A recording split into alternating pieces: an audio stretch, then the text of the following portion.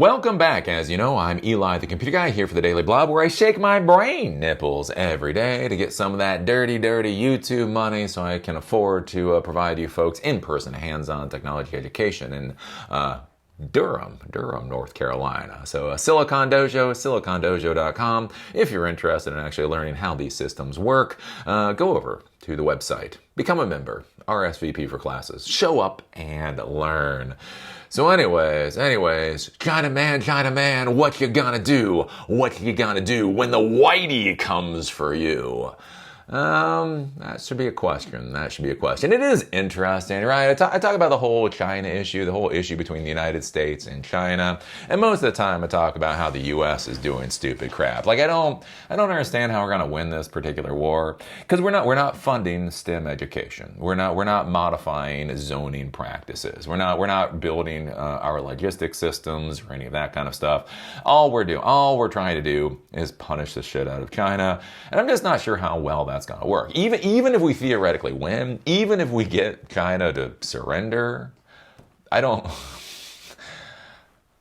understand how we're going to pick up the ball and be able to move with it. Again, reshoring manufacturing, a lot of these things, it just takes a lot of time, it takes a lot of effort, it takes focused management and leadership, it takes infrastructure and systems and all of that kind of stuff. And I just don't see that kind of thing being built. I talk about that with the United States, where almost any city you go to, you can see the industrial land being turned into luxury condos. Right? You go to Baltimore City, and all the port area now is luxury condos, right? You go to other areas by riverfront districts or whatever else, it's luxury condos. We're taking industrial land, we're taking port lands, we're taking old factory lands, we're taking farmland, we're turning farmland into row houses or townhouses at this point. And that's one of the weird things. There's this idea we're going to reindustrialize our country. At the exact same time, we take all of our industrial land and turn it into condos.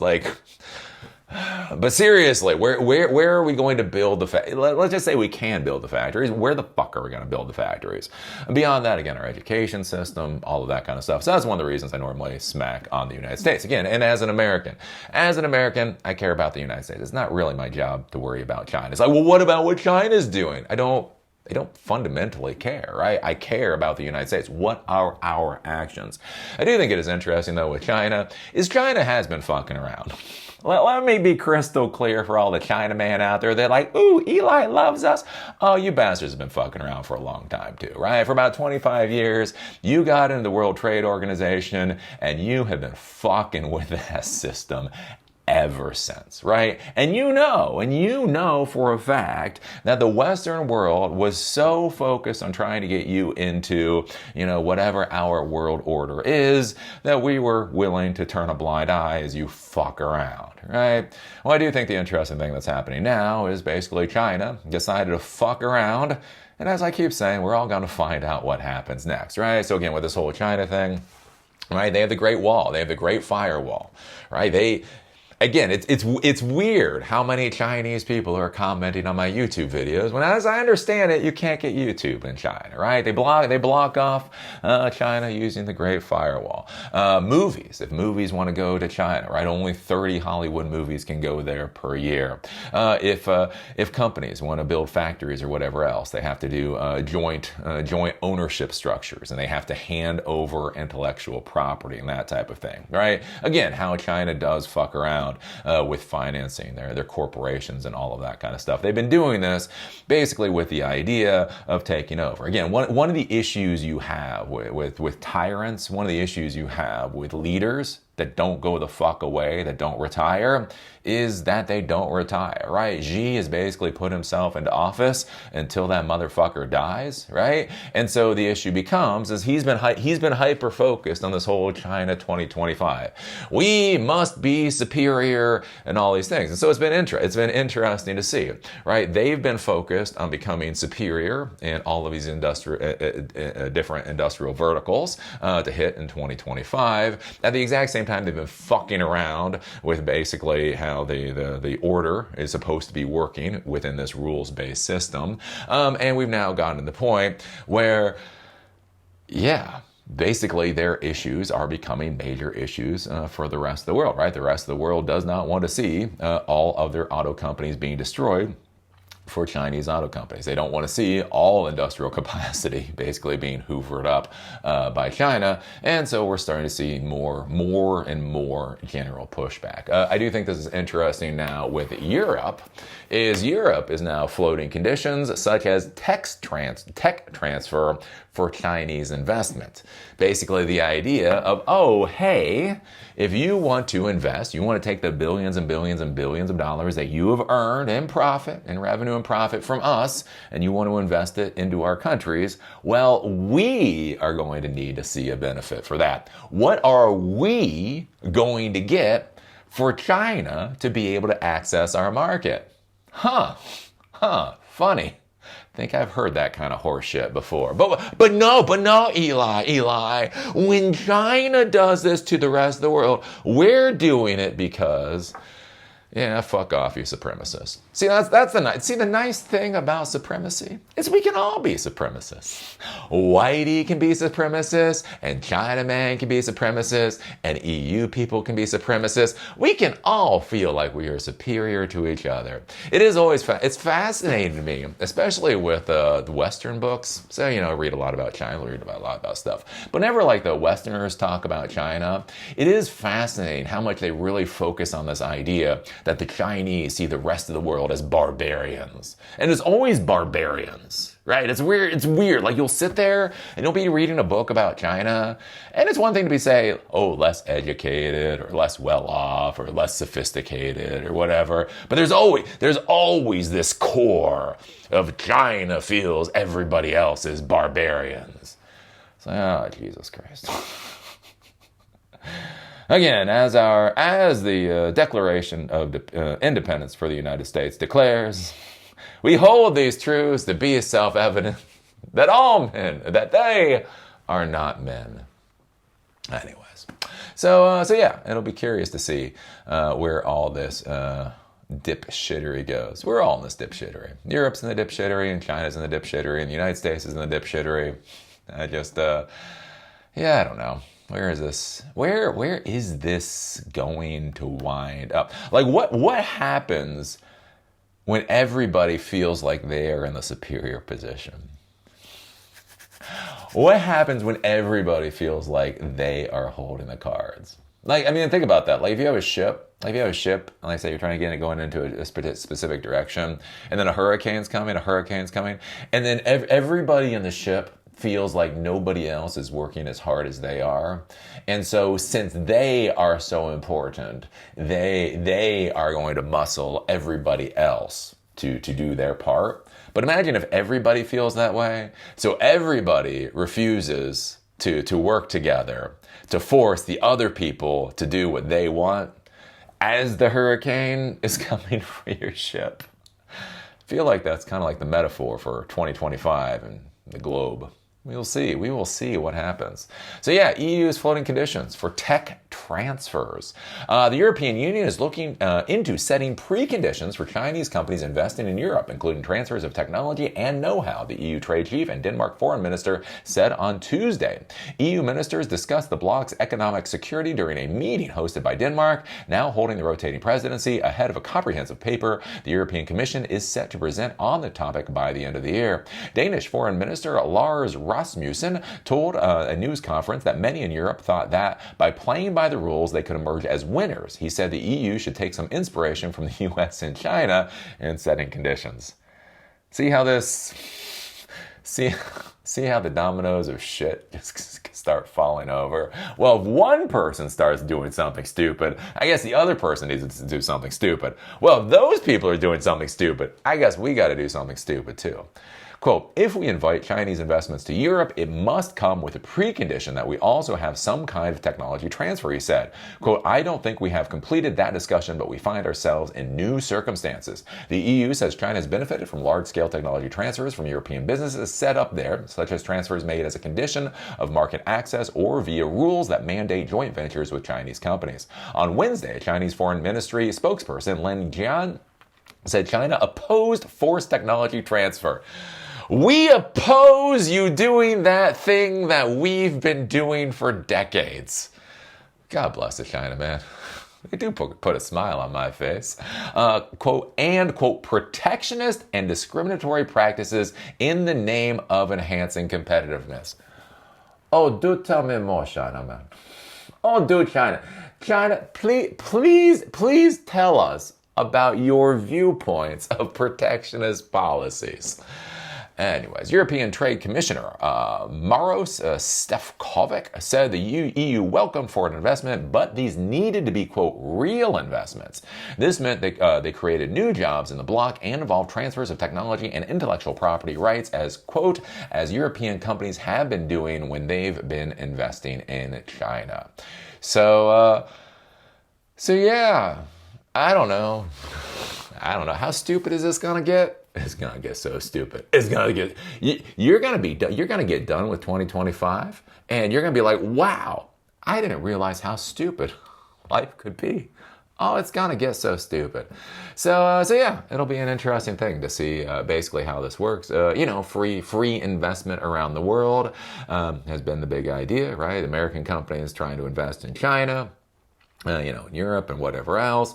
For a long time, the idea of wanting Chinese companies to invest in the rest of the world. So again, kind of the idea of connecting all of these economies. Hey, look, right? China is making so much profit off of the money they make in these markets. They can then take that money and then invest back into the Western world, right? That creates a cycle.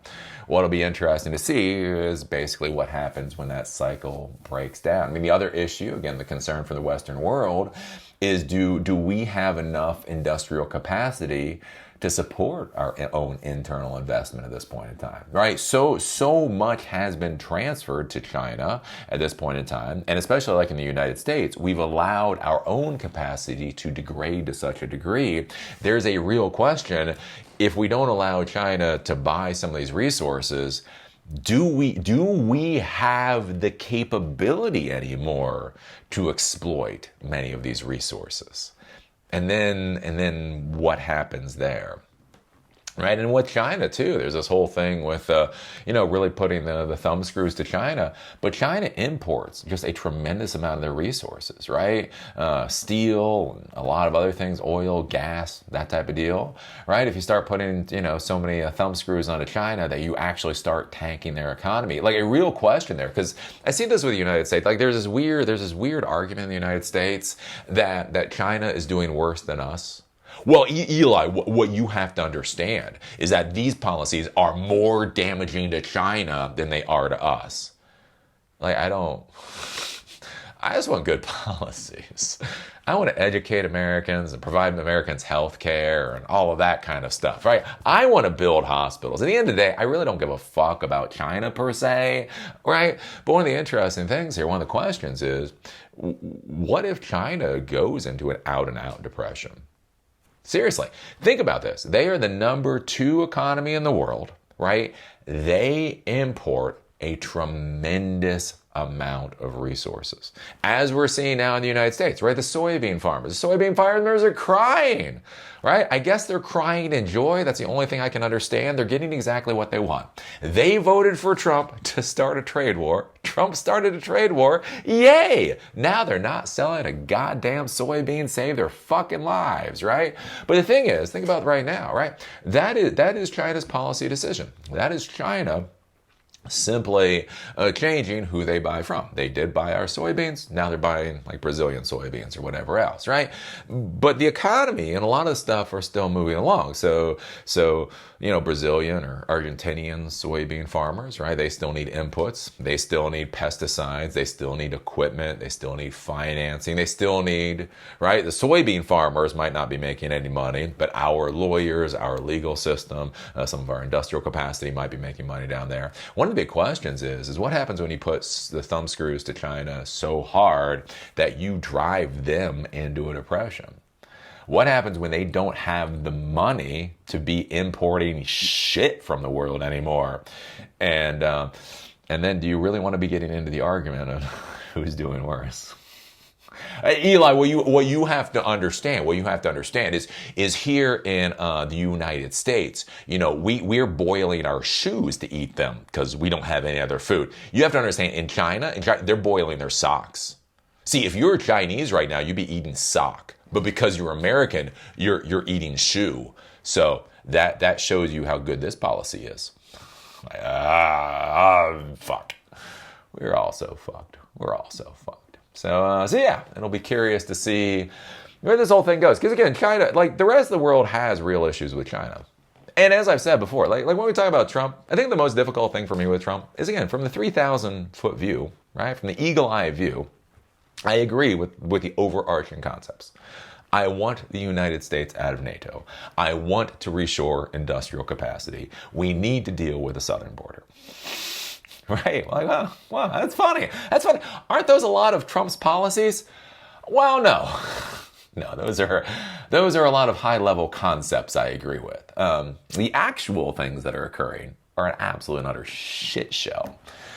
So that's why I do wonder, like with China, like it was interesting, like with China, with the Biden administration, right? So Trump put tariffs onto China, and one of the curious things, right? Biden was talking about how stupid Trump is and all the rest of it, being mean about Trump, but he didn't relax those tariffs. He kept those tariffs there in order to supposedly improve our competitive capacity.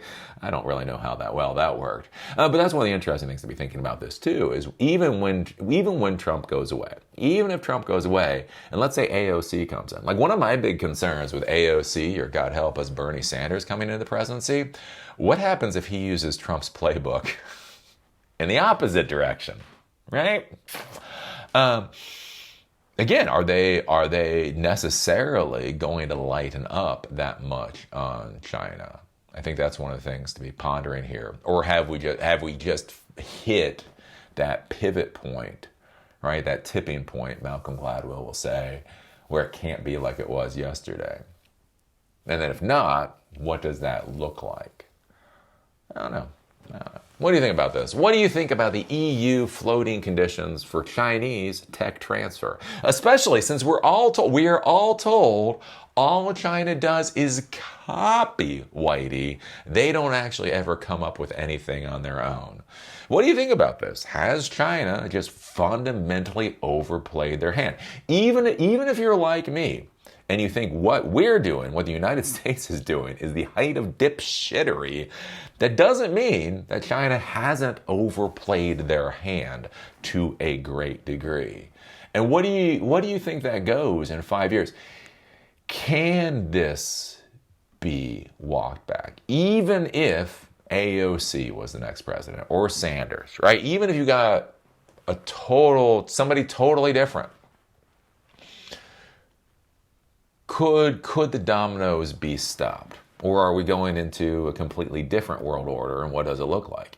And how damaging will it be for us if China falls, right? I think that's one of the things, like, it's always weird with the whole non-Americans out there. Like, they get very snarky and they get very snotty at the idea of U.S. Power failing, right? We will fail as a superpower, and they become arrogant little shits all the time about it.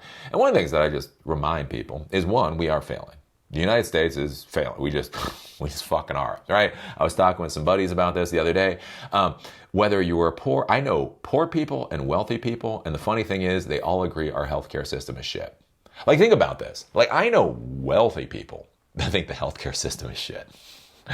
It's not just like, oh, the poor people get fucked. Like, the wealthy people are like, what the fuck's going on, right? We are failing. We are failing. This is not a question. For all those snotty little fucking pieces of shit, especially the fucking Europeans out there you're watching, what happens the day after the U.S. falls, right? Again, you got NATO. You've got a world order that looks very similar to a world order that you would set up. If we fail, you're failing. Yeah, what the fuck do you think happens to Europe the day after the U.S. fails? Do you honestly believe there is any future after the U.S. fails that is not going to turn into an absolute shit show in Europe? Again, everything from military questions to trade questions to trade economic questions, trade actually getting the resources in. Again, having ships be able to circumnavigate the world and be able to do whatever they want, right? Should the United States, oh my God, the United States killed civilians when we bombed the Yemeni missiles. The thing is that when we do that, that allows you motherfuckers to keep your hands clean. Oh my God, America killed more civilians, boo-hoo. As your ships keep doing what your ships do. What happens when we fail? What happens when our aircraft carrier isn't there? What, you think fucking Europe is going to pick up the goddamn slack? Nobody else does. But again, on the flip side of that with China, right? The idea that China can fail, right? And again, this is a concept that's now being pushed. The idea that China will fail. The idea that China will fail and the rest of the world, US or Europe, will come out smelling like fucking roses is so fucking stupid. Again, from the products that we get to the products that we sell to supply lines, everything else that's been set up. I don't know. There's like this weird push to like want China to fail. It's not going to do good for any of us. So anyways, what do you think about all this? Put your thoughts down below. If you like these videos, give us a thumbs up. If you hate these videos, give us a thumbs down. Eli, how dare you say Chinaman? I find that offensive. As a Chinaman, I find that offensive. Hey, I have a question. What? How are you watching this video? What? Well, I mean, you say you're a Chinaman. Yeah. So how are you watching this video? I'm just saying. I'm just asking a question here. Anyway, put your thoughts down below. As you know, what I actually care about is Silicon Dojo, silicondojo.com, in-person hands-on technology education that empowers you to do whatever the hell it is that you want to do in Durham, North Carolina. We did a class last week on Olama. We're doing a class next week on the OpenAI API. If you're interested, sign up on silicondojo.com. And with that, see y'all later.